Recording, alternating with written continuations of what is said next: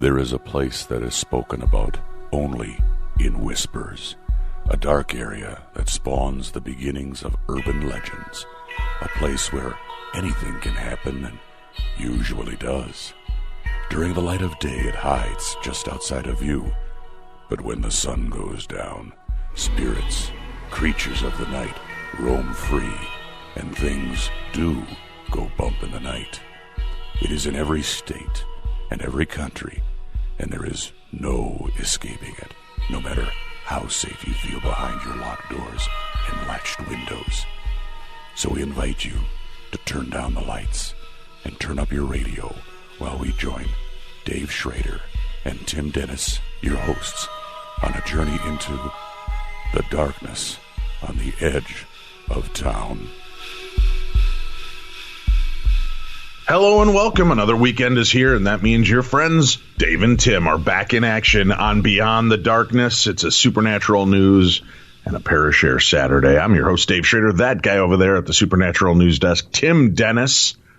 And he's also manning the Supernatural Voices from Beyond voice message system, which you can call us at 651-300-4977 to be a part of the program and leave your stories of true paranormal phenomena, strange supernatural moments in your life, whether it was seeing, cryptids, aliens. Have you ever been anal probed? We want to know about it. Well, from aliens and such. Or Bigfoot. That kind of story. We don't want to hear about your doctor visits. No. Ouija boards. We want to hear about that. If you've ever been probed by a Ouija board. We want to hear all of your strange and supernatural encounters. 651-300-4977. That's the best number to reach us on. And leave your message. You can leave it up to 3 minutes long. If it goes a little longer, just hang up, call right back, and continue your story. Tim will put it together. All right, Mr. Dennis, over at the Supernatural News Desk. I see you've got your press visor on. Your story's stacked high. Where shall we begin this week in the world of supernatural news? I suppose we can go to India, Dave, but I got to ask first of all, because I know you're going to brave the by now it's tamped down quite a bit. We've been in the deep freeze all week. I know you're going to brave the deep freeze to fly out west to indulge in a little bit of Super Bowl action. But who you got this weekend? Who am I picking in the Super Bowl? Yeah, in the big game, in the big fiesta. Yeah. Well, you know what? Here's what it's. Man, this is going to hurt to say this, Tim. Okay. My dad and I started going to the Super Bowl. We're going out to watch the Super Bowl in Vegas in 2001. All right, because it was right before 9/11 occurred. I remember that distinctly because the next year none of our friends wanted to join us, so my dad and I have continued this tradition by ourselves. And in that first game, it was the St. Louis Rams versus the New England Patriots. Oh, yes. Irony of all ironies. Right. And I personally think here we are at this point again. It is the Los Angeles Rams versus the New England Patriots. I think this is going to be a bookend storyline for Tom Brady. I think this is the game he goes back in and wins. And then maybe we get to say goodbye to Tom Brady finally. I don't know. I just think that might be the way it goes. I mean, wouldn't that be the perfect storybook ending for you? Your first Super Bowl, you come in and defeat the St. Louis Rams that were heavily favored. And then in this one, 18, 19 years later, you come back in and kick their ass one last time after losing the Super Bowl in a pretty epic way last year. Well, you saw the interview with him, didn't you? I can't. There's an interview this week where they asked him, what's the chance that if you win the game, that you retire? And he held up the number 0. He says there's zero chance that he retires. Now, that's his opinion. That's because he says, I feel great. There's nothing, as far as in his body and he's been doing these different diets and stuff, and he doesn't even drink a beer during the season. I mean, he's completely dedicated to his training throughout the season. Captain Marvel with his milk and Oreos. Yeah, well, he is. He's completely dedicated to training throughout the season, and it's even documented on film what he does during the season to keep himself spry at 41 years old. And it's undocumented, or not undocumented, but unprecedented as to what he's done to keep playing at this age. There's no quarterback that's gone this deep in their career, not even Joe Montana. But he says there's zero chance. Now, here's the other part of the storyline. The other part of the storyline is his wife, his family are all begging him to retire. They're all putting the pressure on him to say, we want you to be done. That if you win on Sunday, this should be it. You should just hang it up. We want you to go. That's home. Right. I think he's saying zero because he doesn't want this to be the focus on being Tom Brady's last game and all that pressure from the media and all the pressure from. I think it's stupid if he admits, yeah, this is it, one and done. Because if he goes in and loses this, he may push himself for one more chance at the Super Bowl. Now, here's the other two parts of it. Uh-huh. He is flying his wife and family out for this game. Now that may tell you, oh gosh, well, this could be it. But his contract is up, and he is pushing for a 3-year extension with Robert Kraft and the Patriots. He wants a 3-year extension, and he wants that to be his last contract. So, to me, that says he's got plenty of football left in the tank, and he wants more. I would think, though, he would want, if he blows this one up and wins, he would want to retire on top and then focus on his personal training and all that stuff that he's really getting into. Sure, you would think so. Yeah. I don't know. Who cares? So who cares? I think Brady's going to win. I'm going to still bet on the Rams because there's better money on that. But sure. I think Brady's got this one. You know what? And I would agree with you. I don't. Everybody seems to think that, or they hope. Last year, I hoped upon hope because I really was not a big fan of the Philadelphia Eagles fans saying F. Millie, our 99-year-old Minnesota Vikings fan that was cheering for the Vikings going into the championship game. I hoped upon hope that, and it was one of the rare times that I rooted for the Patriots in the Super Bowl. I was rooting for them heavily to beat the Philadelphia Eagles here in Minneapolis. I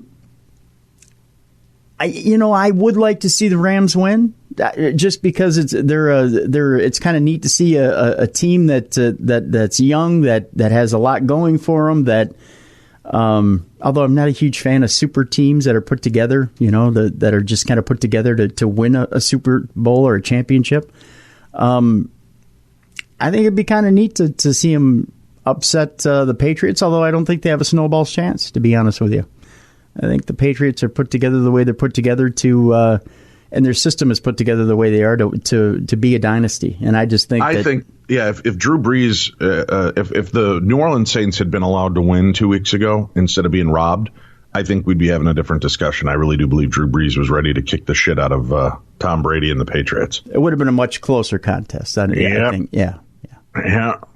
But I don't think there's going to be any surprises here. I just think the Patriots are going to go in and they're going to have their way with the Rams. I just don't think that there's enough experience on the other side of the ball for the Rams to win this game. Dave and Tim and Dave, 8 minutes of football talk. What does this have to do with the paranormal? We're making predictions, folks. Yeah, we're psychically predicting a Super Bowl victory that probably most of the world has already predicted as well, so we're not that psychic. But, all right, I'll tell you what, I'm going to go out on a limb, Tim. Okay, sure. I'll take the Rams. Okay. To win. All right. And I'm going to say that there will be at least one safety and two-point conversions made in this game. Really? I'm going to make some predictions. I'm going to turn this segment into psychic ability time. So far, Tim, I made a prediction that the Chicago Bears would win the Super Bowl. That didn't work out for me. But I did make another prediction that the Amazing Spider-Man cartoon would win an Oscar, and so far it won a Golden Globe. So I think there's a pretty good chance I might be on to something, I'm definitely on something. Yeah, I think you'll win on that one. I think that you'll score on that one, definitely. So I've made a bunch of others that I have yet to check back on to make sure I'm right, which I should probably do that every couple of weeks. But those are the two big ones. So I've got to redeem myself in the football realm.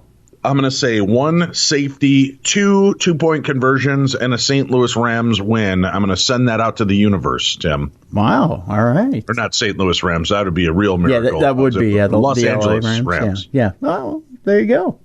You know what it'd be if I win now, Tim? People are gonna say I'm a witch if I win. Well, I don't know what happens to witches, don't you, Tim? They get killed, Dave, according to this article I'm holding right here. Really? I was just going to go with witches get stitches, but you got to take it to a dark place. Well, what's going on? Well, if you're in India, Dave, you get killed, especially especially if you've got children, and you've got a lot of them, my friend. Yeah. It turns out a lot of magic in that wand, if you know what I mean. Well, evidently the wand gets chopped up along with everything else. It turns out in India, witch hunters have killed a mother and 4 children, and it ain't nothing to F with, according to the Wu-Tang Clan. Police in India are searching for more suspects in connection with the murder of a woman and her 4 children who are accused of being witches. 6 people in the eastern state of Orissa have already been arrested. Orissa and arrested are tough to say in the same sentence, Dave. I don't know if you know that. But police believe more people were involved in the crime. The bodies of Mangri Munda and her children were found in a well near their home on January 26th. Witch hunts targeting women are fairly common in parts of India. Senior police officer Kavita Jalan told the BBC that the main accused, who has been arrested, claimed to be a witch doctor. He had accused Miss Munda and her children, who lived in a tribal settlement in Sundagar district, of casting spells on another family in the village.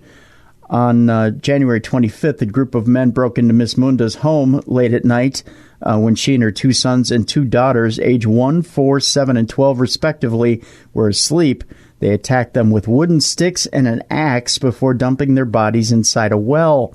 Branding women as witches is particularly prevalent among tribal communities in the state. Police say they are looking for others who were involved in the crime and will make more arrests. It is necessary to raise awareness among people in the village against such superstitious activity, Ms. Jalan added. Murders related to witchcraft are on the rise in Orissa, despite an act which bans witch hunts.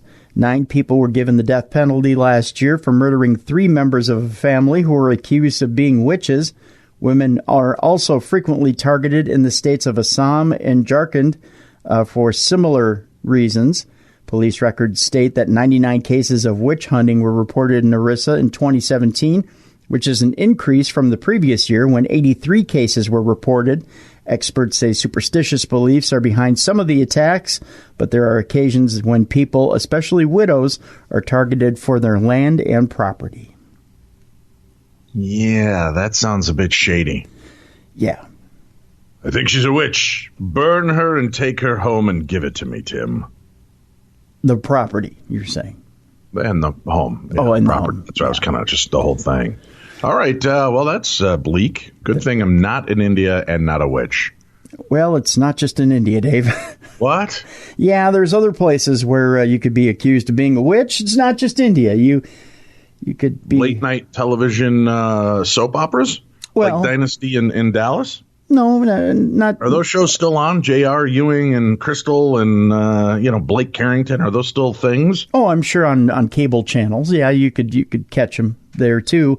But if you're in Australia, Dave, you could be, and you have been to Australia and continue to go there. You could be accused there as well. Yeah. In Australia, you say? Yeah. They're hunting witches in Australia. Yep.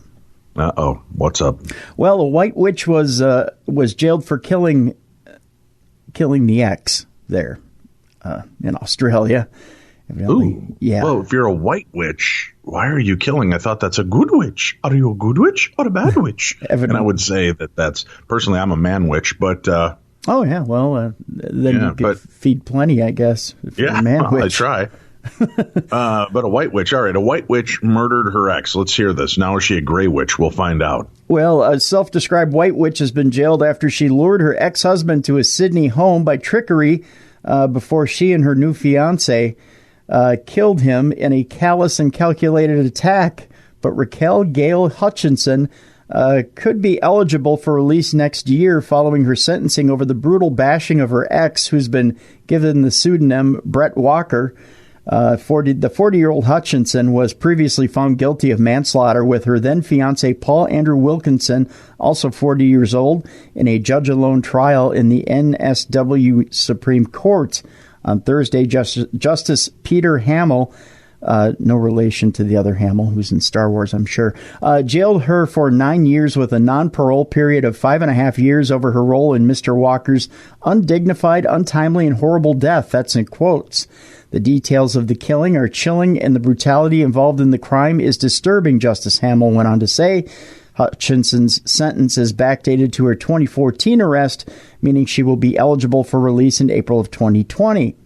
The judge said Hutchison, the prime mover and main perpetrator of the violence, was extremely angry. Yeah, don't get her name wrong. She's a white witch with an attitude. Yeah, I'm not about to do that. The prime mover and main perpetrator of the violence was extremely angry and full of hate towards her ex-husband when she tricked him into returning to his home, not knowing she lay in wait. Hutchison, who considered herself a white witch, had worried he was abusing children and exposing them to paranormal activity, such as demonology and exorcism, according to evidence given at trial. She said she intended to extract a confession to abuse.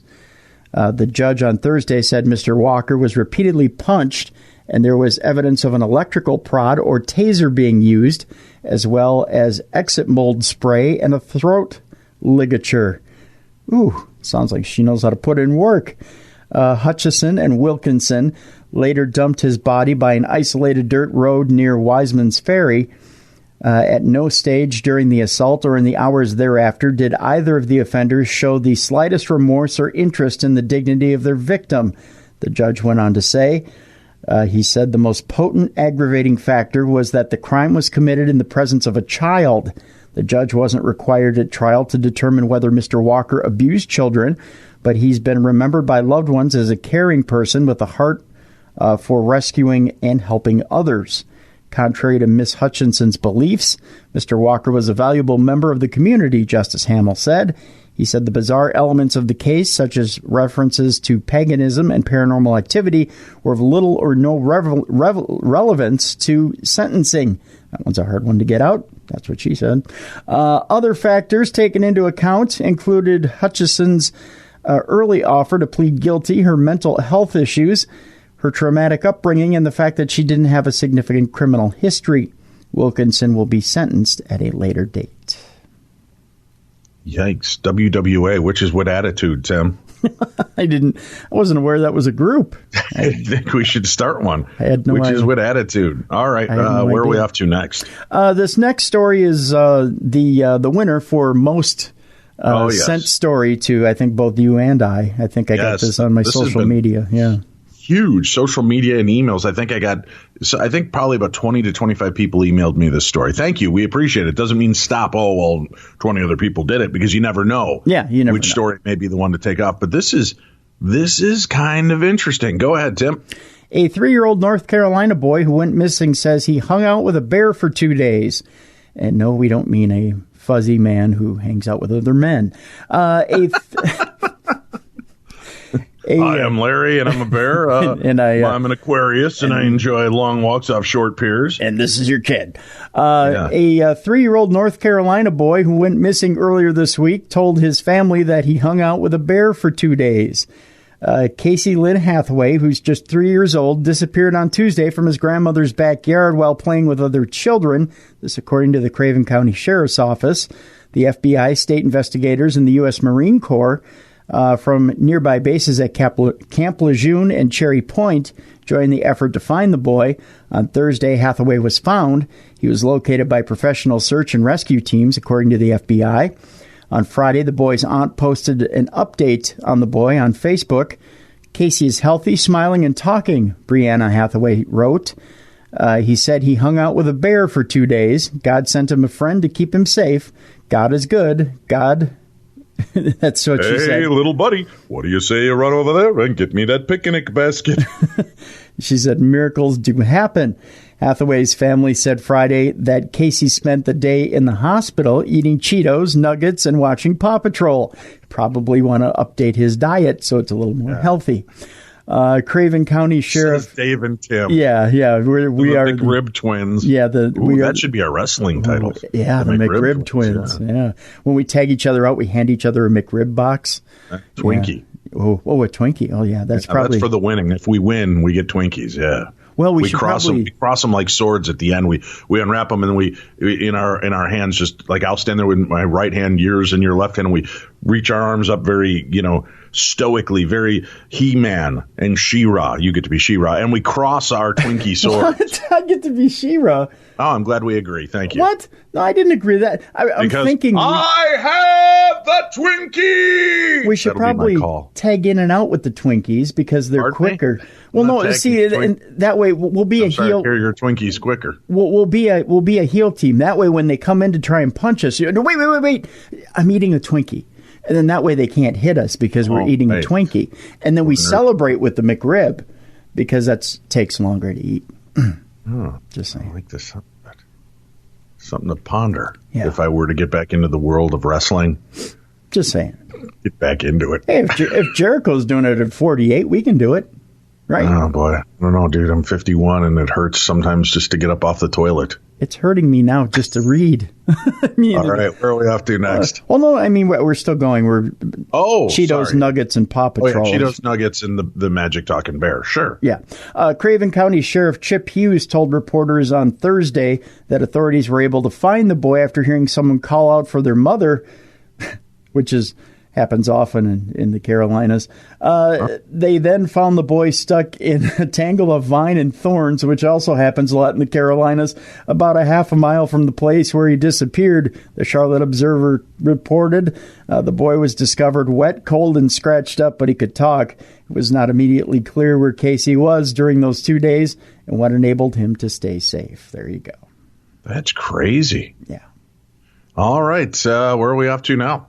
Well, this one has to do, Dave, with Dracula Untold, the movie. I love that movie. That was a really good, they should have kicked off that Universal Dark Universe with that, not Tom Cruise's The Mummy. Yeah, that would have been much better. That's a really good movie. Seriously, if people have not seen Dracula Untold, right? I mean, we're agreed upon that. That's one of the rare times we both really loved a new movie. Yeah, that actually was a really good movie. The director... is doing a Queen Mary horror film, which will be shot on board the actual Queen Mary. So they actually found a use for that ship. No, I'm kidding. Wow. I'm kidding. Well, they were very good to us for a long time. They were for a long time. Then they weren't. Then they weren't. If you're going to make a horror movie set on board the haunted Queen Mary, you might actually want to film it on the actual Queen Mary. Give it a reason to be there. No, I'm kidding. As reported by Deadline, that's precisely what Dracula Untold director Gary Shore plans to do, as his Queen Mary will indeed be filmed on the titular vehicle and vessel. That too. Via Wikipedia, following Queen Mary's permanent docking in California, claims were made that the ship was haunted. One of the staterooms is alleged to be haunted by the spirit of a person who was supposedly murdered there. The Queen Mary operates commercial haunted attraction experiences such as its Haunted Encounters Tour and Ghosts and Legends Tour, which feature terrifying original stories and characters based on the ship's well-known paranormal tales. The project was developed by Winchester producer Brett Tomberlin, White Horse Pictures' Nigel Sinclair, and Nicholas Farrell's, and they're all producing with Tomberlin and Mally Elfman, via Imagination Design Works, and Thorsten Schumacher and Lars Silvest for Rocket Science. Tobin Armburst will executive produce with White Horse Cassidy Hartman and IDW's Mark Tomberlin, Andy Trapani, Brian Gilbert, and Steve Sheldon of Epic Entertainment Group will also executive produce. So there you go. A real-life Queen Mary horror film will be shot aboard the Queen Mary. That'll be interesting. Yeah, most definitely. Making a horror movie on the Queen Mary, it's so small. Those rooms are so small. I mean, it's a big ship. It's a grand old ship. Don't get me wrong. Right. But it's, I don't know. It'll be interesting to see how they pull it off. I don't know how you do it with multiple cameras. That's the thing. Yeah. With very little room. That's for sure. Yeah. Interesting. All right. Very cool. Yeah, I'm looking forward to that, actually. I'd love to see something done on the Queen Mary that way. Yeah, most definitely. All right, where are we off to next, Tim? Well, we're off to a haunted Welsh silver mine, Dave, that's said to be full of ghosts. Ghosts? That too.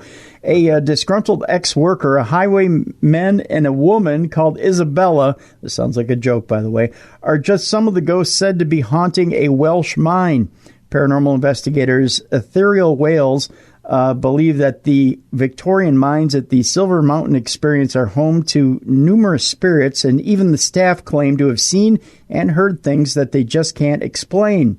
But are the mines located in the Cambrian Mountains, around 15 minutes from, I can't even say that name, Dave. Is it Aberystwyth? Sure. Yes, it sure is. Just hit it and roll over it. They won't know. That's not true. They email me, Dave. They email me all the time. Are they really haunted? Well, working deep underground in the silver-rich lead. This is a horrible, horrible article. The silver-rich lead ore mine during the 19th century would certainly have been a dangerous profession, so it might just be possible that some faces from the past might just be lurking in the dark tunnels. That's the longest sentence I've ever had to read. But if you really want to go in search of the truth, you can join ghost hunters at the attraction to find out for yourself, with tours being held from next month. You'll get the chance to explore the restored Lyrenog mine, yeah, as well as historic buildings, including the Count House and a forest. Ethereal Whales lead investigator Andrew Beard claims to have heard voices, footsteps, and even captured a ghost speaking using a recording device during his 2 years investigating the mines. He said, "We have started using a glass on tables and asking for names, as it's something that I am quite sensitive to, that I've had all my life, and we've had some incredible footage for glass tipping and going mad around the table." I do that at dinner time, by the way. "It has become worse, and the spirits have now started knocking the glass over and rolling it off the table. We've had 2 smashed glasses." I get smashed every night at dinner. But the paranormal does seem to be increasing recently. I've had an attachment to something while I was here, which I've not experienced before. We were once in the main mine, and we could see lamplights going around the wall, but none of us had torches or mobile phones on. Where they were coming from, I don't know, but we think it was a miner's lantern, like a replay of past events. Mr. Beard and staff at the mines also claim to have communicated with a woman called Isabella and managed to record a ghost saying his name. We've had audible voices. One said my name, but we asked what his name was, and it said Andrew, but it was a whisper, and we caught that on an EVP recording. We've also had people talking and singing. There's also been shadows that we can't explain that appeared from nowhere on the wall, and it just faded away. Commas are so important. Now I know what you're saying, Dave. Commas are so important. Yeah, right. But who are these ghosts, and why are they there? Some of them we're not sure where they have come from. I've picked up on a highwayman, but I don't think he would be attached to the mine. They did used to get deliveries from the road via a horse and cart, so it could be that. There's definitely one grounded spirit who is a very disgruntled ex-employee. He always comes back when we have the investigation and always makes his presence known. But we seem to be coming across a lot of new spirits at the moment, Mr. Beard said. Lucy Walford, attraction manager at the Silver Mountain Experience, said, "We always say hello to the spirit now when we go into that building for anything, and the lady Isabella seems to always be in the ore crusher room, and that is where she probably would have worked. Some of the ghosts bring raw emotion with them as well. It's very unbelievable." Simon Pickard, director and owner of the Silver Mountain Experience, added, "It's easy for members of the public to think that it's trickery or all made up, but I think with Andrew and the team, we make sure people get to do the activities rather than us doing it. I was very much a skeptic at first, but what I have experienced is amazing. You have to understand and feel the reality of it. We also had temperatures drop with a thermometer, and it plunged to -7 Celsius. You can't explain it. We try and make sure we disprove things and look at what could cause it, for example, drafts from the mine." Wendy Hurst, deputy attraction manager and catering manager, said, we hope spirits do come forward, as it makes me feel better. We've had odd things happen during the day that we can't explain. For example, you'll find that you shut and lock a door, and then you'll go back later, and it will be wide open. And we've had a customer telling us that a child held his hand on one tour, and there were no children there. Investigations are set to take place on February 2nd, March 9th, September 7th, and September 21st, and you must be over 15 to attend the night. The mine can also be hired out by private groups, including other paranormal investigators. So there you go. Holy cow. That's quite a bit of activity, my friend. Yes, it is. All right. Where are we off to next? Well, this next story involves Jose Canseco, Dave. What? Jose Canseco, I don't think he's been in the news for quite a while. No. After his stint on the Surreal Life, he just kind of vanished. No, he's shown up from time to time, always making kind of weird claims, doesn't he? He does, yeah. He's I don't mean to be mean, but he may be one of those candidates for CTE. I'm not sure. Ooh, really? Maybe. Jose Canseco says that aliens can teach us how to time travel. You know, when I first looked at this picture of him, I didn't realize he had a stocking cap on his head, and I thought for a minute he cut his hair like Mr. Spock. But then I realized he had a stocking cap on. It was very weird. The article starts out, Jose phone home. God. I always love it when they're witty. Or try to be, yeah. Try to be, I think, is the right term, yep. Yeah. Former Oakland A's designated hitter, that was a long time ago. He was with a lot of teams. Jose Canseco claimed on Twitter that aliens want to share the secrets of time travel, but they're having trouble getting in touch. It's communication problems is what it is. Aliens have been trying to teach us how to time travel, Jose said, but first we have to change our body composition, which we are not willing to do. We have tried with animals, and it has failed, he tweeted. Oh, boy. The American League's 1988 MVP, who toyed with the idea of becoming President Trump's chief of staff, yes, he did, said the supposed extraterrestrial skill can be taught, but a major issue is halting our quest for interplanetary communication. Our science is totally irrelevant to aliens, he tweeted. How would he know this? Though Canseco didn't offer a solution, he received a few suggestions. Would you agree to be abducted, Jose? Hypothetically, replied one Twitter user. So if he knows that they're trying to get through, why doesn't he just make the connection for us? I think because he thinks he has better things to do. I'm not sure. He has better things to do as Jose Canseco than to help aliens communicate with Earth and be that guy. Yeah. Jose, this is a message for you. I know you're an avid listener. I know you've been a big fan and a longtime supporter of this show. He has been. I just want to say, get your head out of your ass, mi amigo.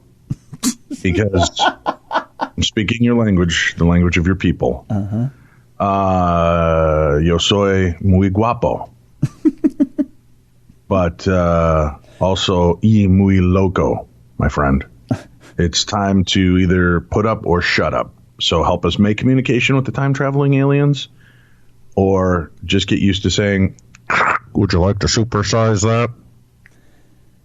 That's all I'm saying, Jose.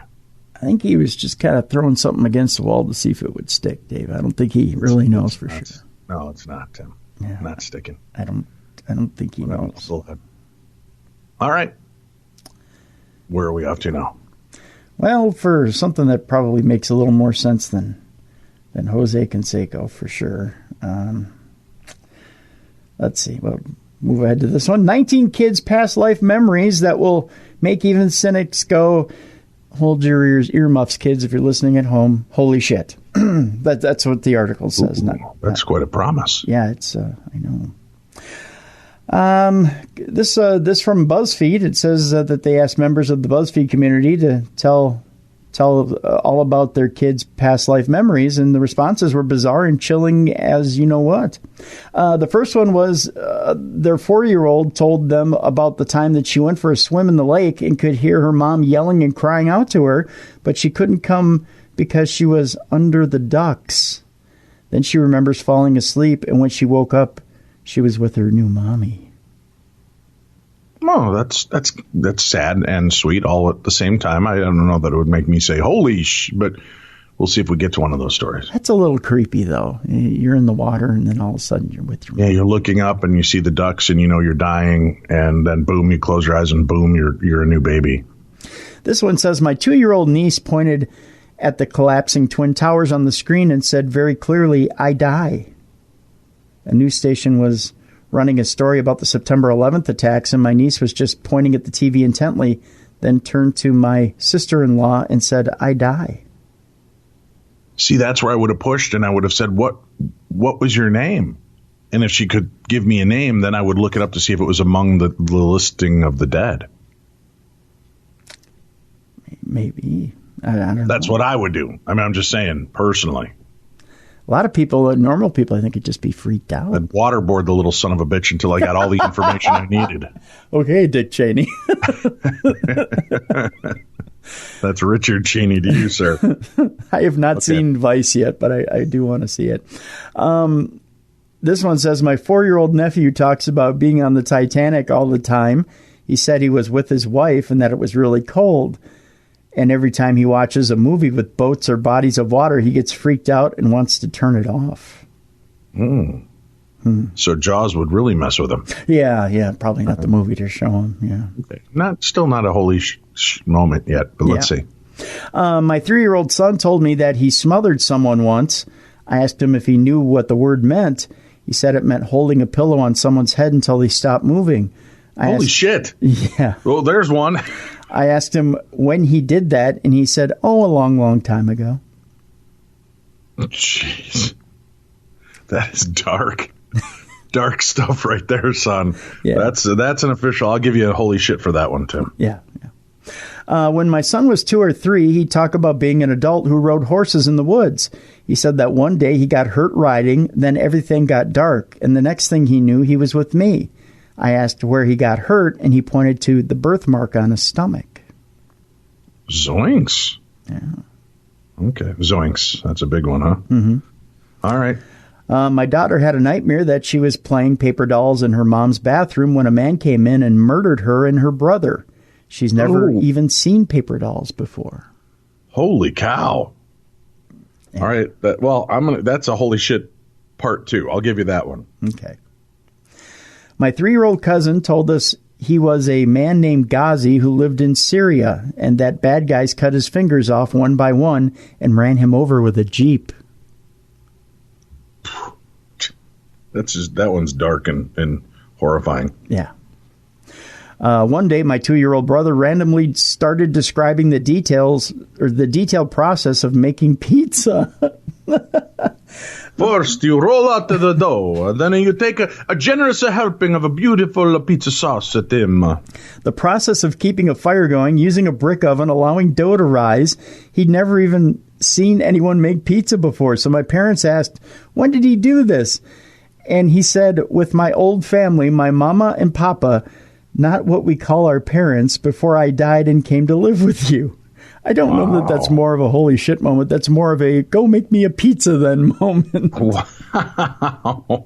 I'm hungry. Go to the kitchen. I'm hungry. Yeah. Yeah. Interesting nonetheless. All right. Very cool. This next one says, I was babysitting a 5-year-old boy who out of the blue said, the ambulances came after I got hit and everyone was sad. 5 seconds later, he had no recollection of having said it. Oh, really? Mm-hmm. Okay. ADHD, get him some drugs. Next. Our son is named after a Marine that was killed in action on my husband's last deployment. One day after he was 3, we drove by the military base where his namesake is buried, and our son said, I'm buried over there in the ground, from when I died fighting bad guys with Daddy before I was your kid. We never had even visited that side of town before, and he had no... Oh, hold on just a second. Don't leave me hanging, man. He had no what? What, Tim? I demand to know. Stop holding the truth from me, Tim. This is just like the last time we were alive together. And he had no clue that the graveyard was even there. Oh, a little anticlimactic. Well, I got a goddamn ad that popped up. And I can't close it. Shit. Good grief. All right. BuzzFeed. Hold on just a second. More like Buzz Killer. We were on a roll there of some really interesting little stories. I'll tell you what, let's put the challenge out. Call our Voices from Beyond voicemail. Have your children ever said anything like that to you? And if so, set it up and then tell us what their little comment to you was. It made you believe that this may be another life for your child. Huh? Yeah. 651-300-4977. 651-300-4977. That's the way to do it. All right, we'll move on. All right, this story says, will machine learning enable time travel, Dave? I don't know, will machine learning enable time travel? Traveling in time has always been a dream of mankind, and imagine being able to experience ancient Rome firsthand, or to move back to the days of our ancestors to experience how people were living at that time. Obviously, such time travel goes well beyond our physical limitations of today. Still, despite the impossibility of real-time travel, a consortium of more than 225 European research institutions from 32 countries is planning to build a virtual time machine. This time machine is meant to be a large database that can store, interpret, and connect various kinds of historical information, ranging from text and images over maps and 3D models to music and other sensory information. The role of the time machine is then to link all this information and to reconstruct plausible views into the past. Finally, it should allow us to navigate all these data to move in time and space as easily as we do on the internet today. To achieve this ambitious goal, numerous breakthroughs must be made. Therefore, these researchers are forming a consortium to create a huge European large-scale research initiative. Such projects have been funded by the European Commissions in the past and are supported by significant resources. One example of a previously funded initiative is the Human Brain Project, which aims to build an electronic replica of the human brain. The main challenges that the researchers face can be organized into three categories: data and digitation, knowledge extraction and modeling, and limitations and chances of such digital epistemology. Obviously, there are many more challenges on the path towards such a time machine, such as licensing and legal issues, that would go far beyond the scope of this article that I'm reading right now to you. As such, they only look into the main challenges above at this point. For modern data and information, they have a huge advantage that almost all information is available electronically. However, the more that they move past to the past, the less information is available in an electronic format that would be suited as input towards processing with the time machine. Even for cultural heritage, meaning information that we regard as highly important for our cultural identity, only 15% are presently available in a digital format. For archives and libraries, the percentage is even lower. As such, one initial goal is massive digitization. In contrast to the traditional scanners, which involve turning of pages, this process could be done at dramatically increased rates using volumetric acquisition technologies such as computed tomography. Mobile scanners such as the Scan Tent will also play important roles for high-quality digitization in the field. Furthermore, massive scanning of 3D objects on an assembly line is already within our technological reach at the present day. Yet these massive amounts of data also require long-term storage methods that will be able to house this information over periods of millennia.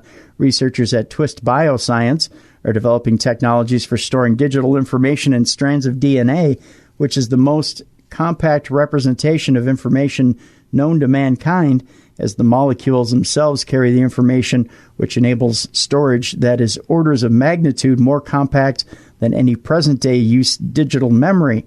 Note that this type of storage is also suited for long-term preservation, as we know examples of DNA findings that may have survived 10,000 and more years without loss of their data. Even if we manage to digitize and store all of the data that we can recover from more than 2,000 years of European history, we can immediately encounter two additional problems. We must be able to process the data, and that large amounts of data did not survive over a long period of time. For the data processing challenge, we have to unify processing of text, images, audio, maps, 3D objects, and their interpretations. Today, most systems employed for such purpose employ graphs and symbolic representations. Yet we have already seen that the power of deep learning can outperform any symbolic system in many applications, as evidenced recently in the task of language translation. Hence, one aim of the project is to create a universal representation space that will enable us to convert all of the above into each other. Still, such a system has the large disadvantage that it does not allow linking of observations towards a chain of inference, as we would be able to do in symbolic deduction.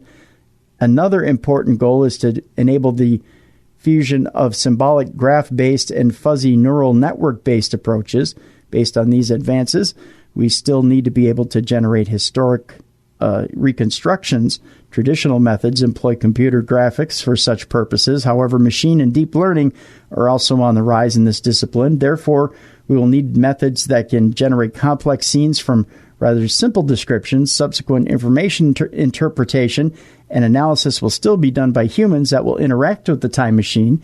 By doing so, users ranging from historical experts to citizens, scientists, as well as lay users will be able to operate the time machine for their purposes. And then the third important aspect of that time machine is how it can be used to generate new insights on top of that. So there you go. So they're just talking basically about kind of a predictive computer program. Yeah, in a nutshell, yeah. Well, that's already kind of being done. Plus, if you want a real true time travel, just go to the Wayback Machine online. Have you ever done that? You can go back and look. I thought you meant the actual and look at November of 2006 for Darkness Radio, NCR original crappy website. Oh. Yeah. Our first iteration of the website that was not great. But you can go check it out for yourself and see what it looked like back then. But you got to go to the Wayback Machine. So there is time travel online, Tim. I guess so. All right. What else have you got, son? Well, we go to life after death, Dave, where a woman who died says she was given proof of reincarnation and God. A woman who died temporarily was shown her past and future, and that she had been reincarnated in a remarkable insight into the afterlife. The lady, who has given her name as just Talisa, died briefly after a blood clot formed in her heart and moved down to her lungs. Although Talisa was clinically dead for just a few moments. Thankfully, she was already in the hospital as the event happened shortly after she had given birth. Talisa said it felt like she was there for eternity, however. As soon as she slipped away, Talisa said that a bright light began appearing in the room, which eventually carried her.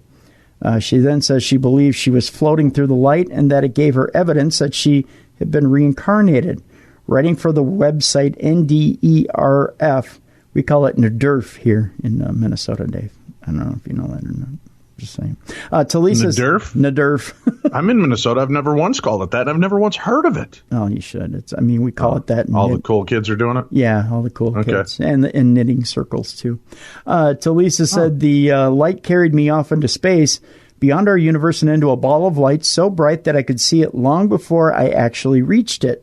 I began having visions of my life, not just this one, but every life I had ever lived. Then I was shown a vision of the earth. Next, I saw the vision of myself approaching the central sun. It was as if I were being shown that the central sun was where all energy comes from and returns to, no matter where one calls home from lifetime to lifetime.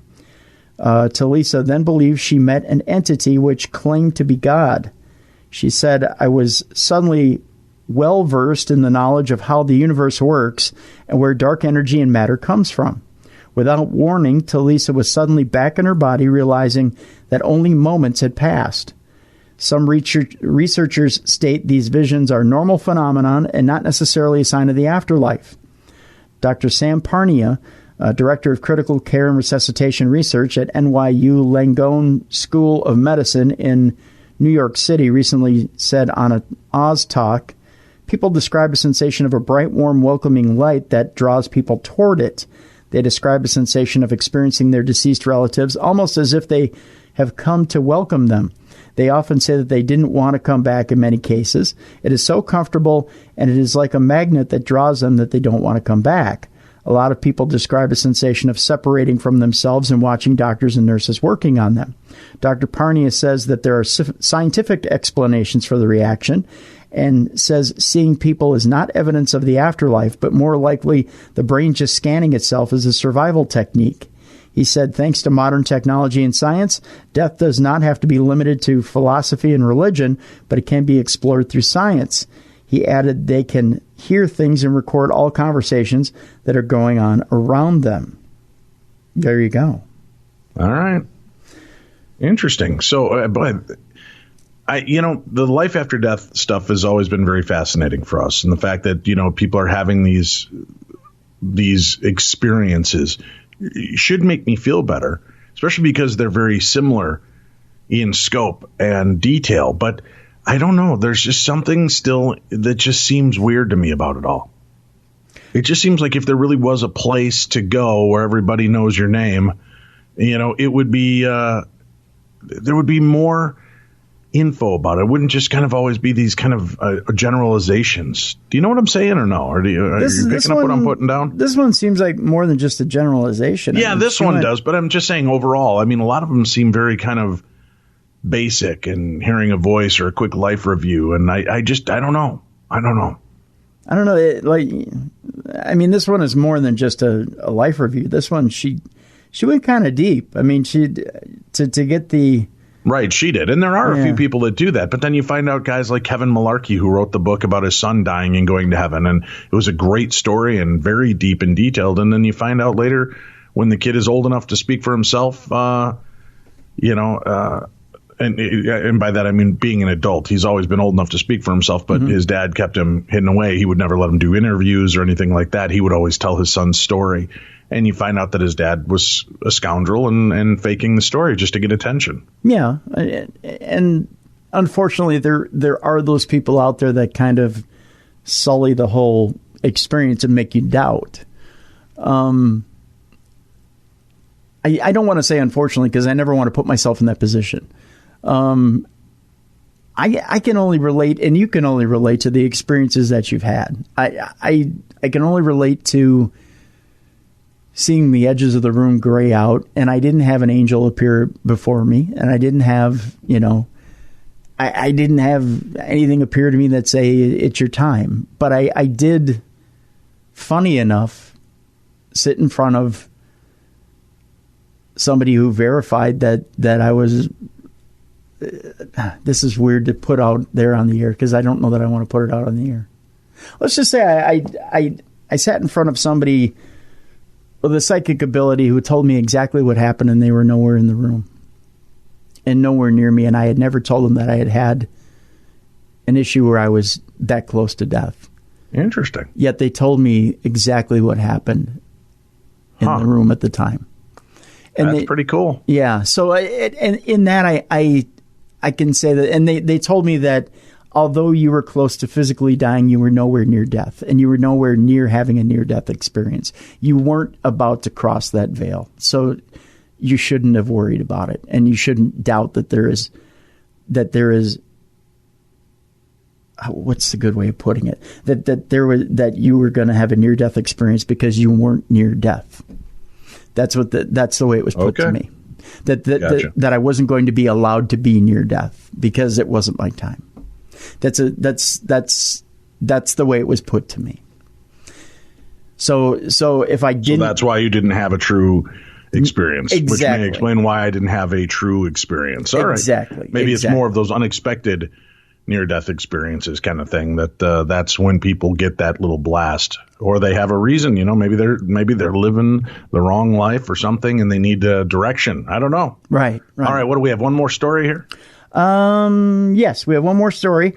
A man with a mysterious cylindrical object was shot. It says man with mysterious cylindrical object shot at Nevada test site near Area 51. It's a weird. Let's just get into the story because that's a weird object. It sounds like he was shot with a dildo, but I don't think that's the story. I would hope not. Well, I've never been shot with a dildo, Dave, but I'm not saying I'm not willing to try.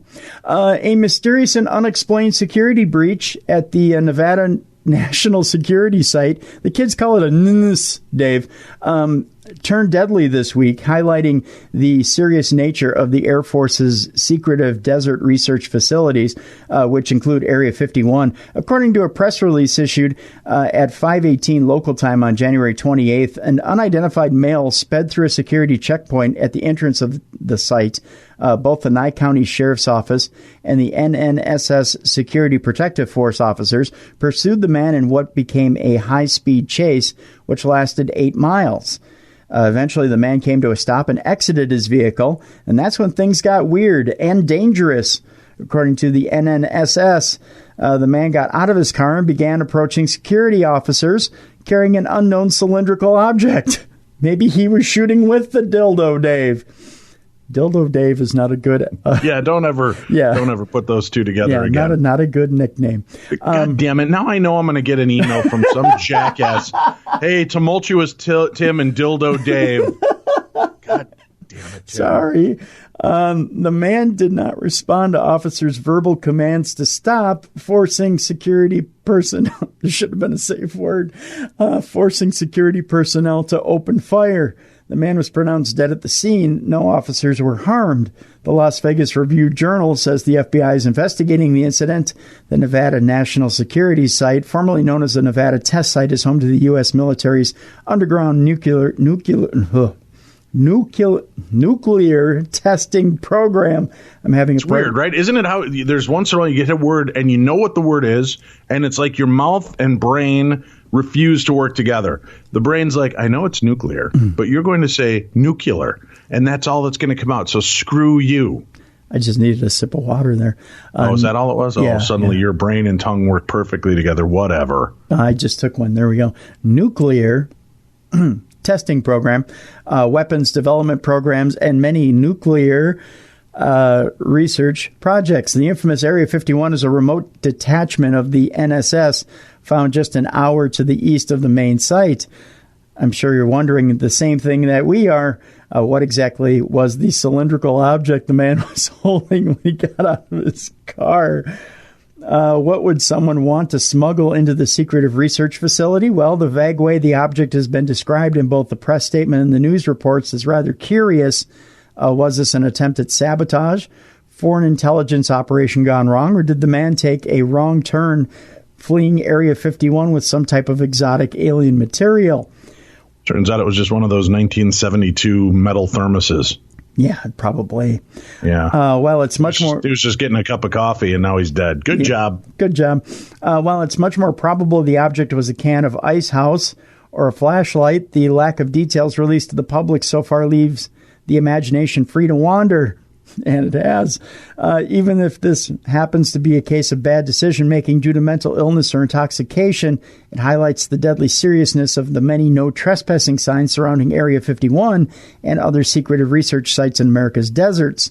No grainy cell phone photos of alleged alien technology or an experimental black triangular drone is worth risking your life. So there you go. That's right. Didn't we just find something online like a week ago that Jimmy Church and Richard Hoagland were considering a raid on Area 51 at some point here? Yes, we talked about that last week. I hope this article straightens them up. And I don't know if there's an actual article out there about that, or somebody had posted it, or it was on one of Jimmy's posts or something, but that's where it came from. I just hope that cooler heads prevail. Right. It's not worth it for ratings, boys. That's right. Do it, and then we'll just keep moving up in the ratings, because there'll be one or two less radio show hosts, I guess, which sounds cold and calculating, but, I guess God has a way of figuring things out, Tim. He culls the herd when it's needed, but don't do it, boys. All right, we're going to take a break. When we come back, we've got your stories to share next. ParaShare here on Beyond the Darkness.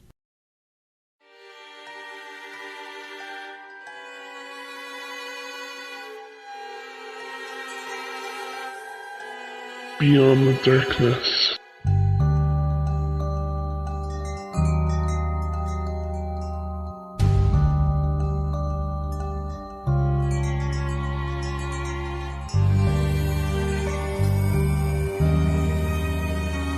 All right, we're back, and it's time for your stories. And remember, our phone lines are open. You can give us a call at 651-300-4977 and leave your ghost story, paranormal encounter, supernatural situation, right there on our voicemail, and we'll play it on an upcoming episode, just like this goofy parrot head did. Yes, hi, Dave and Tim.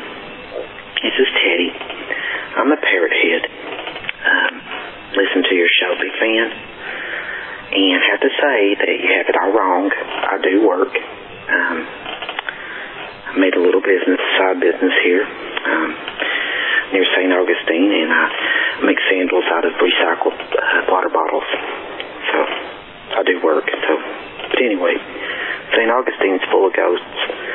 Saw y'all at the lighthouse there. Not you all, but some of them hunters out there. Nice, scary stuff now. The whole town's full of them, but you have a lot of parrothead fans. And when we're actually around the TV, we keep up with the news and things. We're not completely dislocated. And Jimmy Buffett is amazing. So I love him. Anyway, keep up the good work, but we're not all that bad. Bye, Tim. Thank you for the call.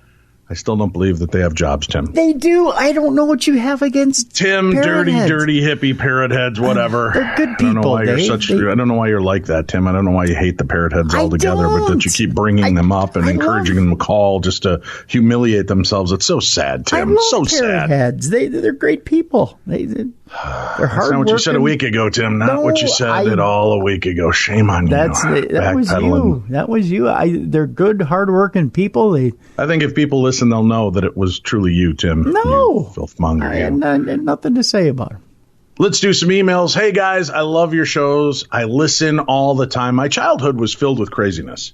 I've always believed in the paranormal and ETs, also cryptids. My first experience was at the age of about 6. My dad and I were doing a puzzle at the dinner table. Across the living room was our balcony and sliding glass door with shades. While doing our puzzle, we both saw a shadow figure that looked like a tall man through the shades on the balcony. It walked back and forth 3 times, then just disappeared. The creepier part about this is that our apartment was on the 2nd floor, and there was nothing in front of our apartment except a field and no way to access our balcony except from inside, Tim. It had to have been coming from inside. He says, here's my next sighting. When I was about 12, also with my father, we lived in an old farmhouse in the country. Strange things always happen there. We'd often wake up to all the cabinets, drawers, fridge, and freezer opening. Lights would turn off and on. And then one night as we're watching a movie, we both look in the doorway of the den that leads into the kitchen. There's a lady standing there. She was dressed in 1900s era clothing and carrying a big sun umbrella over her head. She stood there for about a minute looking off in the distance, then turned and walked into the kitchen. We got up and ran in through the house, but saw no one or nothing. And after that night, nothing strange ever happened again. Well, that's good. A little resolution to that story, at least, Tim. Yeah. Hi, Dave. Hi, Tim. Hi. Greetings from Mount Macedon. Macedon,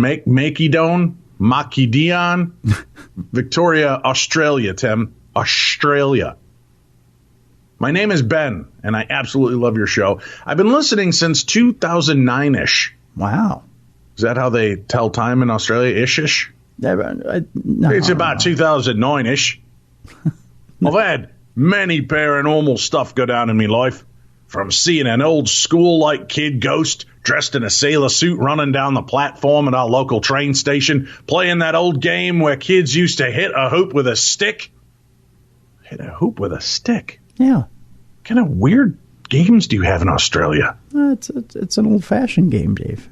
After doing some research, Tim, and putting down a couple of Rougaroos, which is Australian for beer, and finding out a stations master had been hit by a train in the early 1920s, I believe this to be him, but the kid had an animated face, almost like a plastic doll would have. My eyes started to weep. I don't know. I thought the reason to put the intonation on it. That my eyes started to weep, but I wasn't crying, which happens when I see something freaky, like when I saw a block-like shadow figure walk in front of me car, like what you would see on a pedestrian sign. Crikey, have a look at it, Tim. Oh, my eyes would begin leaking, but I'm not crying.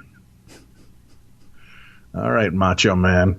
Another time I was staying in a very old pub hotel in country Victoria for work. It was midweek and only a couple of locals would drink at this dive. I was the only one staying there and would hear the manager lock the bar every night about 11 p.m. On the third night, I heard the manager lock up and leave for the night. It was quite dead, pun intended, for about an hour. Then suddenly I started to hear heavy footsteps coming up from the old wooden staircase, Tim. The footsteps proceeded down the hallway towards me door. I grabbed me phone, put it to night vision as it was pitch black, and I waited. The footsteps got closer and then stopped right outside me door. I took the picture, then put me head out under the blankets as me heart was racing. Me eyes were tearing up, but I weren't crying, Tim. I weren't crying. I checked the picture and noticed a face looking at me. It's pretty faint, but the more you look at it, bottom right corner, it looks like an old bushranger staring in at me. The next morning, I booked out and went to stay at the hotel down the road. If you read this on air, I promise to send you another photo I took of an aboriginal spirit in the back of me sister's car. Peace out to you two, your families, and the rest of the world. Pretty sure that's exactly how this guy sounds. He's probably very British sounding and said he's probably much more, greetings, my name is Ben. But I like to think of him having like the overacted Cockney of the Australian British accent. And that's how I envision him. Like the Paul Hogan of the Australian. No, he was pretty tame in his accent. Oh, okay. I just know that every time you do that voice, I want to go to Outback and have dinner. Come on out to Outback Steakhouse, where you're going to have a flank of kangaroo. Wash it down with a Rougarou beer. A flank of kangaroo? A flank of kangaroo. It's a new bloomin' onion. Oh, good Lord. Ew. Hello to two of my favorite guys, Dave and Tim. A few months ago, I wrote into you. I told you about a man I knew who murdered a 15-year-old girl in a place that is well known for being haunted. But I want to elaborate on the place itself. This place is called Ewald Cemetery, but its nickname is Little Egypt, for reasons I'm unsure of. It's located in Bremen, Indiana, Tim, me hometown. In the absolute middle of nowhere, on the same road as another haunted location. They're both kind of bundled together as one, known as Troll Bridge. There are a few houses around, and the roads around aren't traveled often aside from the people who live in the area. You can get to Little Egypt by taking a dirt road that is canopied in huge, overgrown trees. Cross another road, and a cemetery lies on a small hill. This is Little Egypt. Ewald Cemetery dates back to the early 1800s and includes an unnerving amount of babies, Tim. Oh, no. Most of the headstones are broken, weathered, and fallen. Someone watches over that cemetery due to high traffic. And the town has placed a fence around the cemetery to keep out vandals. A gravel road snakes in a very sharp S-curve around the cemetery, which at one of the curves is a huge tree. The road eventually straightens out, and as you continue down it, shallow ditches on either side, you cross a very small old bridge over a small river. The area has a field to one side and a wooded area on the other. In the middle, a lot of people would talk about Little Egypt, but I never had been there. They would always joke about how scary it was. How if you would toss a coin on one of the babies' graves, you'll hear it cry. Or you'll see someone hanging from the large tree on the S-curve. Or satanic and KKK rituals that were practiced there. Small town chatter. Then down the road is the Troll Bridge. Stories include your car will shut off on the bridge and handprints will appear all over your car. Or that the troll that lives under the bridge throws rocks at you or chases you if you get out. One person told me they lost their shoe while running, and when they went back the next day, it was under the bridge and torn to shreds. Well, it could have just been a regular dog that did that, Tim. Yeah. When I was about 13, I had me a boyfriend who lived very close to Little Egypt, Tim. He, his brother, and I decided to all drive his four-wheeler and go-kart. His dad filled everything up with gas, checked the fluids, wires, etc. I took the go-kart, and he and his little brother took the quad. I had lots of experience on these toys, so I took off down the road for Little Egypt. I went around the curves carefully and down the rest of the road, but once I got to the troll bridge, the cart stopped. Was the Tasmanian devil? Yeah. Right in the middle of the bridge, I sat confused, waiting for me boyfriend, his brother, to arrive behind me. It's nothing sexier than a woman whose voice would be like that, right? Right. Good. I sat there confused, waiting for me boyfriend and his brother to arrive behind me. They pulled up, asked what was wrong, and I said I didn't know. It was so strange. You did know. Your goddamn cart stopped. After poking around, they realized the battery connectors and all other various wires had been ripped away. I hadn't been driving recklessly or even off-roading. I refused to drive it back after they fixed it. So his brother drove it back. When my friends started getting their licenses, we started making Little Egypt a weekend trip. Not for the paranormal, but because the guys all like to drift around the gravel S. We would all pile 4 deep in the back in 2 little cars, at one point drifting the curve with the tree. 2 of my guy friends in the backseat started screaming, "Bloody murder!" We all thought it was because of the excitement of the ride, but come to find out that they saw a man standing by the tree, dark clothes, pale, very ominous. We also went out there a lot at night to test one of the theories. If you backed your car tail end up against the cemetery, looking across the road down the canopy trees and flash your lights, a set of headlights will come at you, wanting to play chicken. There are no pull-offs down this road, and the whole road has thick brush on either side. It never failed. Every time we do it, headlights would appear. They would come at us, and then at the end of the trees, they would stop. We would try to drive down the road and catch someone, but there was never anyone or anything there. We did this at different times of night, but it would always happen. The most frightful and cementing part of this place for me was when 3 friends and I decided to take a trip and get out of the car. I had never done it before, but they said we would be fine. We pulled up into the cemetery, parked the car, and got out. I was in the passenger seat and I left my door open. I wasn't going to be stammered by opening doors if something happened. We all stood in a circle back to back on the gravel road. That way, if something did come at us, we would know. About 10 minutes, we started joking around and left our formation. 10 minutes into talking, we heard heavy footing on the gravel running at us from somewhere.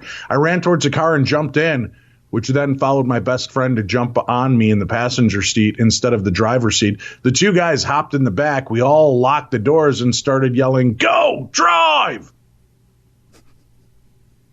I came out there a little bit more with that accent, didn't it?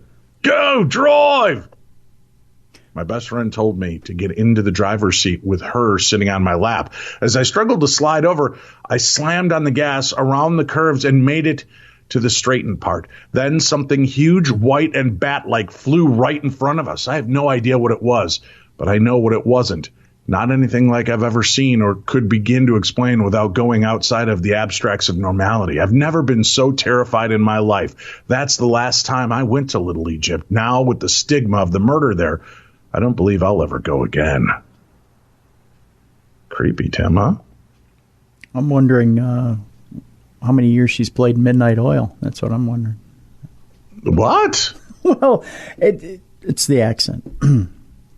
All right, remember, you can be a part of our show beyond the voicemail, reality voicemail of voices, Tim.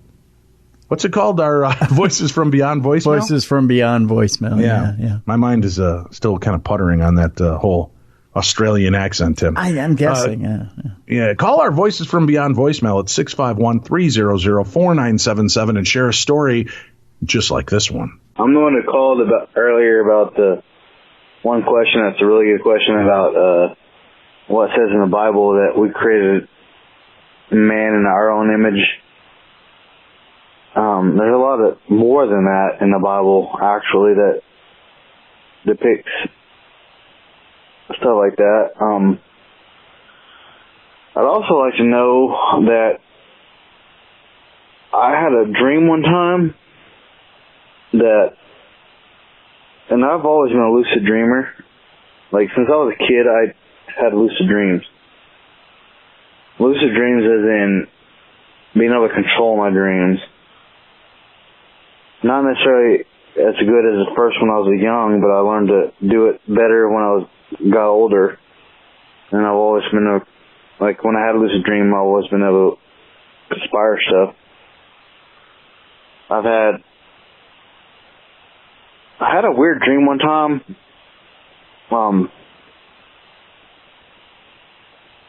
It's just weird. Like, my grandma passed away, blah, blah. But I dreamed I was flying like I knew how to do, which it takes practice to be able to do that, actually. It takes practice. Even when you think you got down, you don't have it down, because like even when you can fly, you fall. No matter how many times you do it. But I was flying and I was up in the air. I flew through this building, like this complex, like in a big city. And I don't live in a big city, but I was flying this in a complex, and I flew through the complex. I flew through these windows, and I knew that there's a bunch of windows in the complex when you approach it, especially in the sky. And I went through it, and I came to a table, and there was a dog, a young dog. It's weird. This is gonna be weird. I'm sorry.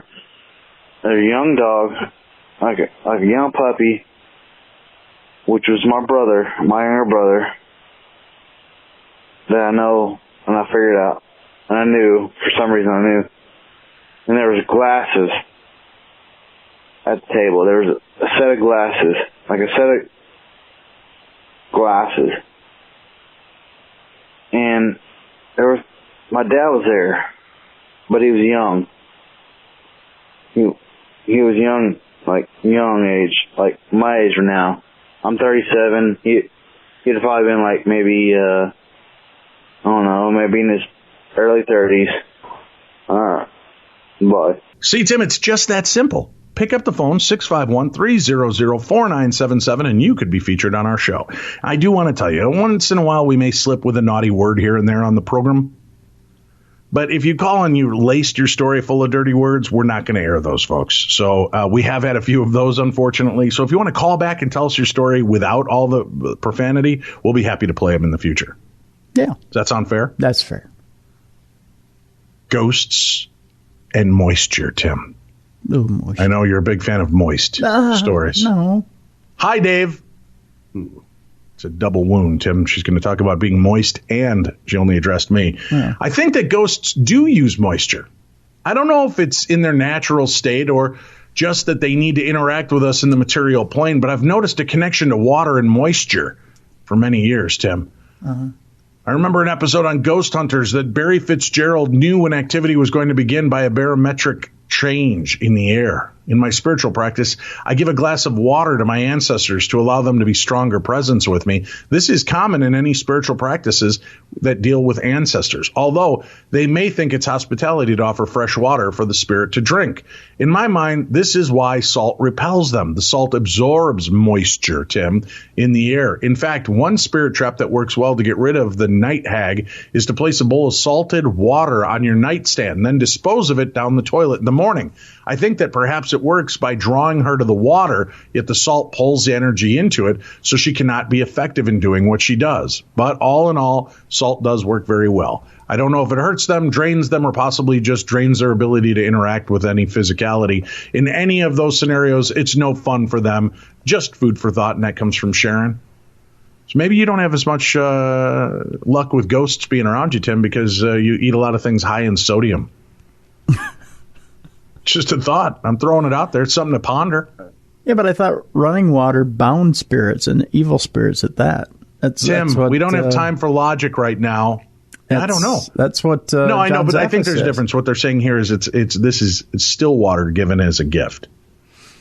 So if you're giving them water, and we have noticed, right? I mean, Bill Chappell has talked about barometric and ionization in the air, and sometimes on rainy nights, it does seem to amp it up. And I don't know if it has to do with the moisture because, is there more electricity that runs through it, or it's stronger and magnifies? I don't know. Interesting stuff.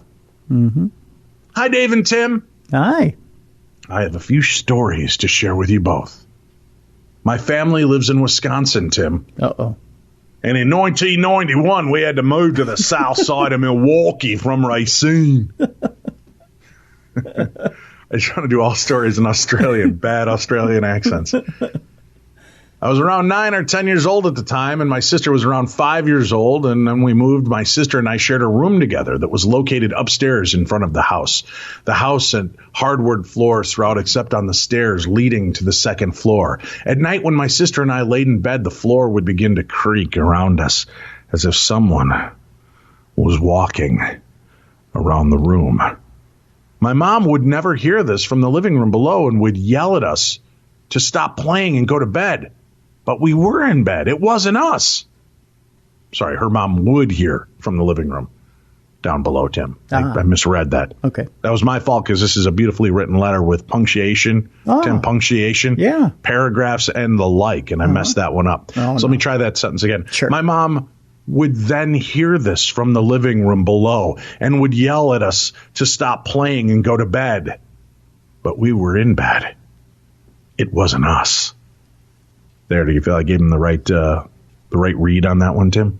That was a good recovery. Yeah. Thank you. Yeah. A few years later in the same room, my sister woke me up during the night and told me there was something standing next to the bed. I turned around and I saw a man standing there. I rolled over and pulled the blankets over my head, hoping that what was there would just go away. A few minutes passed, and I asked her if it was gone, and she said yes. When I look back at this memory, all I remember was a brown, orange, and white plaid shirt that this man wore. Growing up, I had a black cat named Simba. My mom didn't like him having free range of the house at night, so she put him in the basement when it was time for bed. When it was morning, he would be waiting by the door on the top stair. Simba was a part of the family for 10 years. When it came to time to have to help him cross over the Rainbow Bridge, one night after he passed, I came home from work around 1 a.m, and I believe in my heart that Simba came to visit me. I opened and closed the back door and heard the pitter-patter of his little kitty feet running up the stairs, waiting for me to open the door. Once I got to the top stair, I even felt him against my leg. I didn't have pets at this time, so I have no explanation what else this might have been. I was home alone around 14, 15 years old, and it was winter, so no windows were open. I was in my bedroom with the door shut. I was sitting on my bed when the bedroom door opened with enough force that it hit my dresser and put a hole in the door. I got in trouble for that hole, and I told my mom what happened, but she didn't believe me. The experience happened years later. I was around 24 years old and living in the same house by myself at this time. I was working 2 jobs at this time. I came home from my first job around 4 p.m. I was waiting for my boyfriend at the time to come over, so I left the back door unlocked. And I was laying on the couch hoping to take a nap before I had to be at my second job at 6. As I was laying there, my eyes were shut and I heard the back door open. And then it shut. I heard someone walk up the stairs to the door that led to the kitchen. I heard that door shut, and I heard someone walk through the kitchen, dining room, and into the living room, and stop right next to the couch where I was laying. I wanted to wait for my boyfriend to say hi or something, but he didn't. So I just said hi, and that he was creeping me out by just standing there. No response. I opened my eyes, and there was no one there, but I distinctly heard those footsteps and doors opening and shutting. I never did take that nap. I'm not sure what kind of experience this was. Maybe you or Tim can help me with that. My boyfriend and I fell asleep on the couch watching the movie Hangover. I thought I was dreaming because I was up above looking down watching asleep. I can tell you what part of the movie was playing right at that moment and how we were laying on the couch. Once I realized I was floating and not standing on my own feet, I woke up. It was weird. I sat up, looked around, and looked at the ceiling because I really felt that's how high up I was. Was that an out-of-body experience? Astral projection? I always wanted it to happen again, but it never has. Yeah, I would say that's a pretty prime example of what's been explained as a out-of-body experience or astral projection, which are basically one and the same thing. Do you have any other insight on that, Tim? No, I'd agree with you. Yeah. Thanks for nothing. I'm now 35 and I moved from that house that I lived in. I'm now living in an apartment. I work third shift now, and twice I've been woken up by someone shaking my shoulder or poking me in the shoulder. I turned over thinking it's my boyfriend, but there's never anyone there. I go looking for him just to make sure he didn't need me, but during both instances, he wasn't even home. There were a few times I'm in my bedroom and I swear I hear someone talking in the living room. Once my boyfriend was home and I asked him if he turned off the TV in the living room before he came to bed, and he said yes. But I know I heard someone talking. He asked me if I heard anything, and I said no because my anxiety was on high and I needed to calm down and go to bed. The next morning I confessed that I did hear someone talking in the living room. He told me some nights when I'm at work he hears things too, just voices or things being moved about. I know living in an apartment building can be difficult because of noise coming from other apartments around mine, but the way my building is set up, there is only one apartment with direct contact with mine, and that's the one directly above mine. I can hear people in the apartment above mine, but there's a clear difference when I hear things within my own apartment. Plus, 99% of the time, my two cats acknowledge, and their heads turn at what I hear. Makes me feel better when they do this. I know it's not just me. Thank you, Dave and Tim. Thank you for listening, and thanks for the awesome work you do. I also love listening to your podcasts and Midnight in the Desert, and that comes from Rachel. Thank you, Rachel. We appreciate you supporting all the different endeavors. Reminds me, I had an apartment in Shoreview, Minnesota, Tim. Mm-hmm. And I was on the low level. I was on the bottom level. And the upstairs neighbor drove me crazy. Constantly late night walking around, thump, thump, thump, thump, thump, thump, thump, thump, thump. It drove me nuts.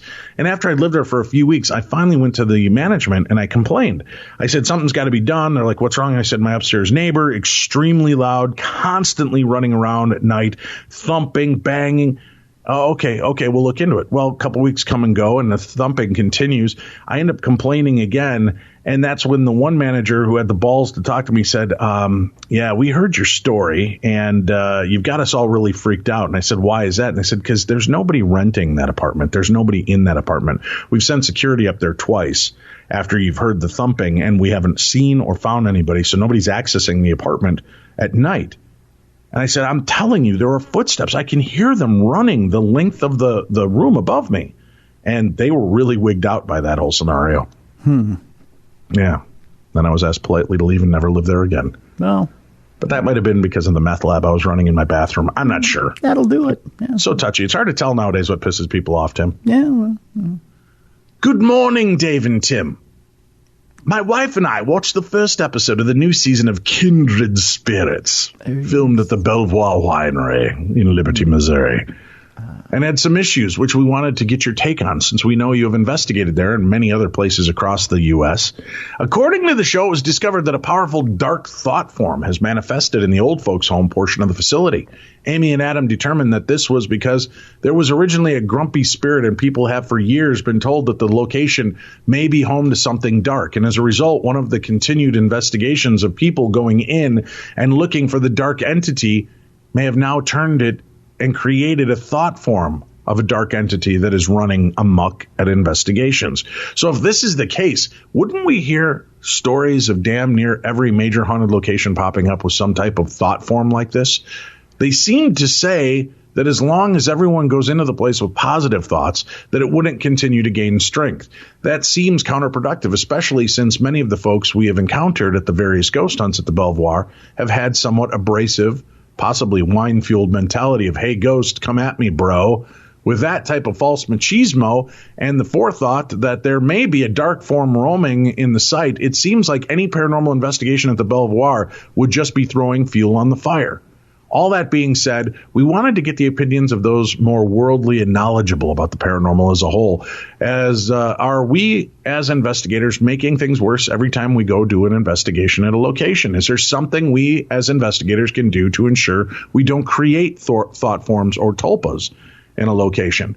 There is too much we can learn about the other side of the veil to just give up investigating. But if we are causing harm by going into a location, then I feel we must try to find a way to investigate with the mentality of scouting, that take only pictures and leave only footprints thing.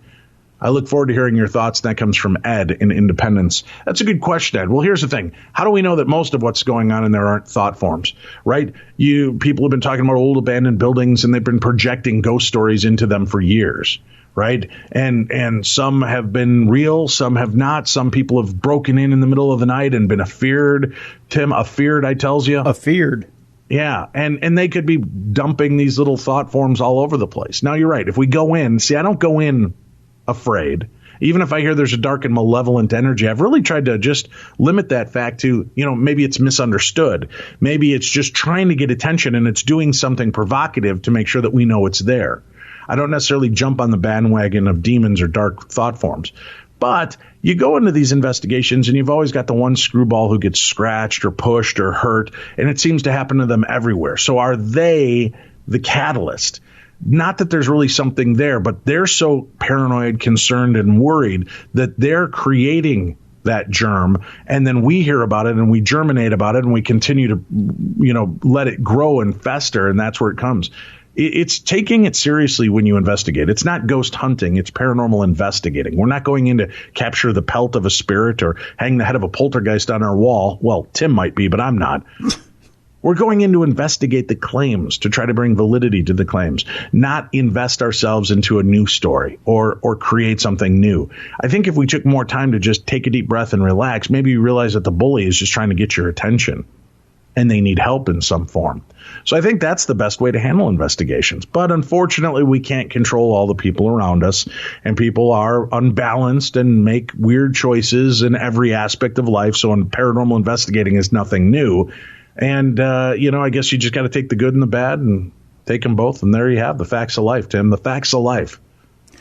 I come at it from a little bit different perspective. And you are so combative. No, I'm not being combative. I know, I'm just teasing. Go ahead.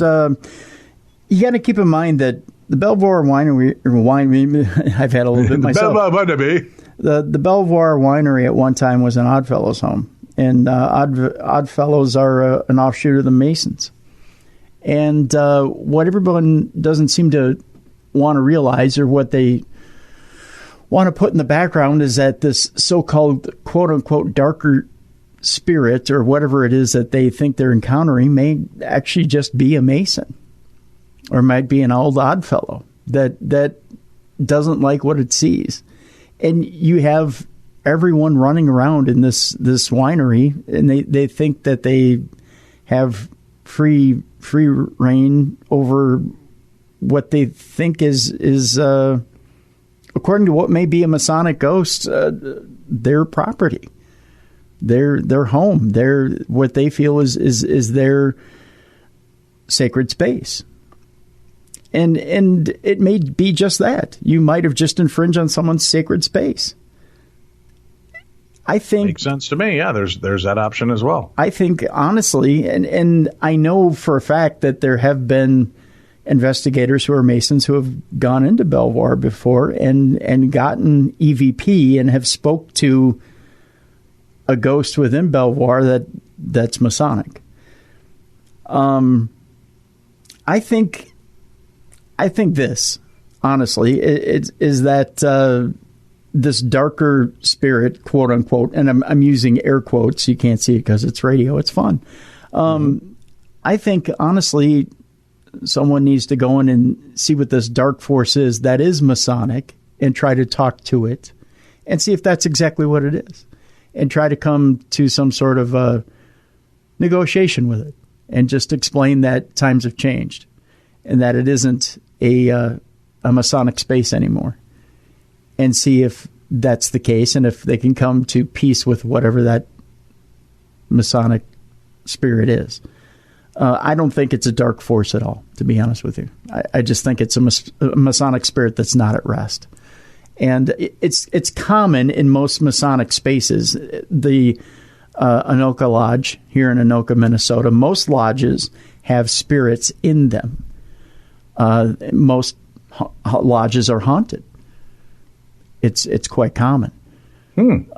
So, to say that there is a dark spirit at Belvoir Winery, I don't believe so. I think you have a Masonic spirit in Belvoir Winery. Like a protective Masonic spirit? Yeah. And okay. It's just not happy. It's not happy that people are trudging around. I think when you have celebrations at Belvoir Winery, when there are weddings there, when there are, happy celebrations, I don't think they're opposed to it, because there are celebrations that are done at Masonic lodges quite often. They rent out their spaces for different people, and that's fine. But when you're doing things like investigating, when people come in and the first thing you do is, what's your name? What are you here for? How did you die? Blah, blah, blah. It's looked at as improper. It's looked at as an affront. It's rude. And Masonic members are very proper. They're prim, they're proper, they have rules. And what you're doing is rude. Ghost hunting is looked at, especially when you're provoking, especially if you provoke, it's rude. And what you're doing is rude. So yeah, whatever this Masonic spirit is going to be rude back. They're going to say, get the blank out of my space. So yeah, I think that's what you're dealing with. Right, but in overall, and kind of dealing with things at any location, Masonic or not, I think you just need to be cautious. You need to be careful of what you do and how you approach it. And if you go into it with fear and trepidation, that's when you start getting messed with. Mm-hmm. So just be careful. Well, that's it for this week, kids. We are out of time. For today at least. We'll be back again tomorrow. And we're going to look at dark forces and what do dark forces want us to believe about ghosts and spirits in this realm. We'll talk about that plus a theater of the mind right here on Beyond the Darkness.